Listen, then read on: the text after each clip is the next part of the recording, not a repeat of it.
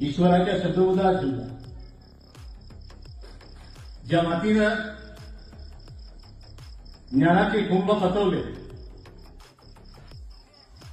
ज्या मातीनं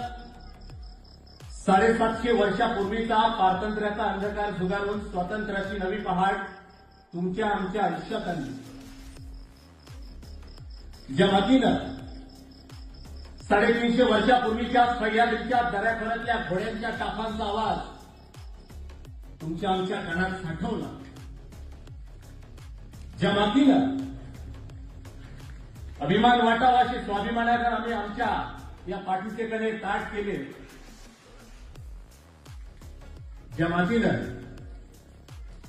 ज्या काळात अंधश्रद्धा असताना माणसाला माणूस म्हणून जगण्याचा अधिकार नव्हता, त्या काळात माणसाला माणूस म्हणून माणुसकीच्या नात्यानं जगायचं शिकवलं, अशा ह्या